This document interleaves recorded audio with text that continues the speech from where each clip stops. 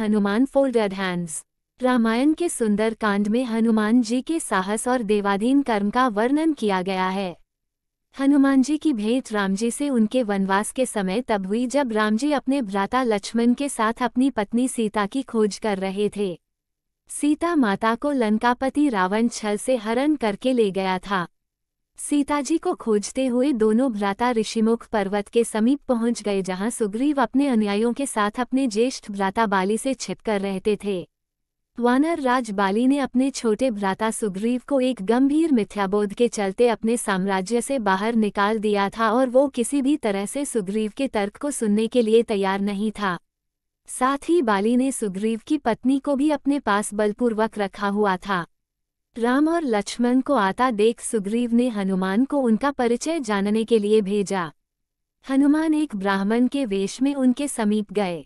हनुमान के मुख से प्रथम शब्द सुनते ही श्रीराम ने लक्ष्मण से कहा कि कोई भी बिना वेद पुराण को जाने ऐसा नहीं बोल सकता जैसा इस ब्राह्मण ने बोला।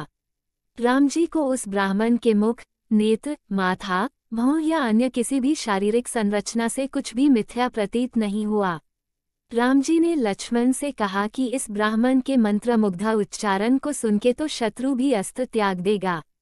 उन्होंने ब्राह्मण की ओर प्रशंसा करते हुए कहा कि वो नरेश राजा निसंकोच ही सफल होगा जिसके पास ऐसा गुप्तचर होगा। श्रीराम के मुख से इन सब बातों को सुनकर हनुमान जी ने अपना वास्तविक रूप धारण किया और श्रीराम के चरणों में नतमस्तक हो गए। श्रीराम ने उन्हें उठाकर अपने हृदय से लगा लिया। उसी दिन एक भक्त और भगवान का हनुमान और प्रभु राम के रूप में अटूट और अनश्वर मिलन हुआ। तत्पश्चात हनुमान ने श्रीराम और सुग्रीव की मित्रता करवाई। इसके पश्चात ही श्रीराम ने बाली को मारकर सुग्रीव को उनका सम्मान और गौरव वापस दिलाया और लंका युद्ध में सुग्रीव ने अपनी वानर सेना के साथ श्रीराम का सहयोग दिया। सीता माता की खोज में वानरों का एक दल दक्षिण तट पे पहुंच गया, मगर इतने विशाल सागर को लांघने का साहस किसी में भी नहीं था। स्वयं हनुमान भी बहुत चिंतित थे कि कैसे इस समस्या का समाधान निकाला जाए। उसी समय जामवंत और बाकी अन्य वानरों ने हनुमान को उनकी अद्भुत शक्तियों का स्मरण कराया।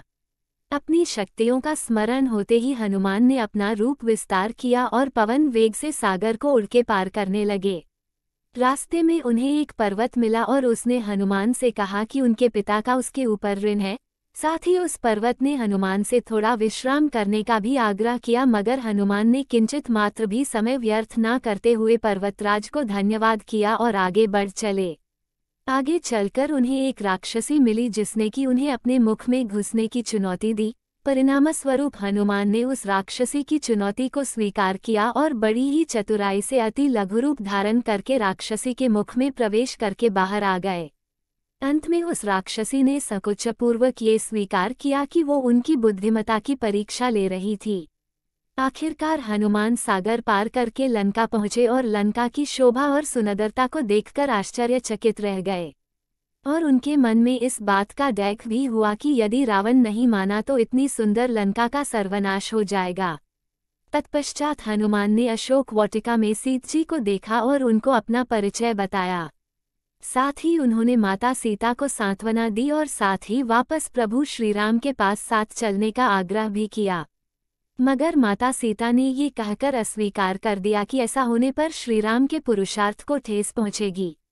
हनुमान ने माता सीता को प्रभु श्रीराम के संदेश का ऐसे वर्णन किया जैसे कोई महान ज्ञानी लोगों को ईश्वर की महानता के बारे में बताता है।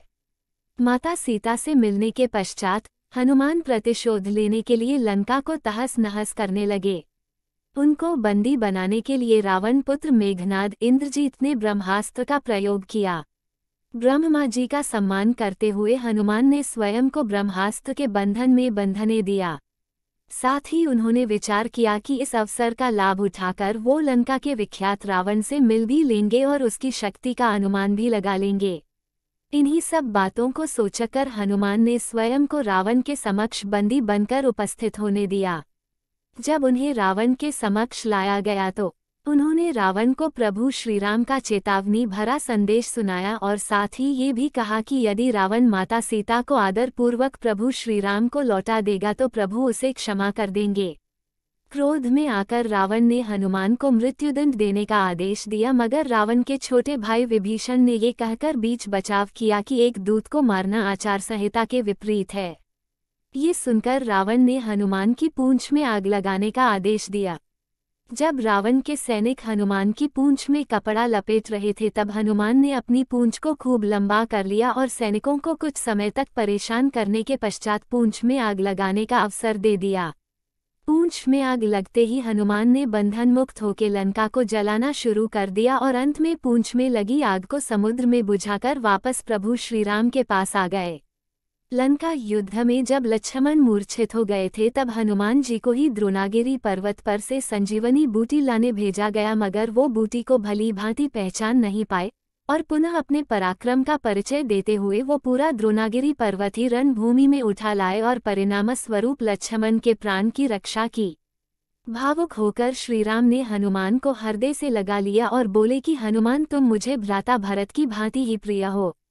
हनुमान का पंचमुखी अवतार भी रामायण युद्ध की ही एक घटना है। अहिरावण जो कि काले जादू का ज्ञाता था, उसने राम और लक्ष्मण का सोते समय हरण कर लिया और उन्हें विमोहित करके पाताल लोक में ले गया।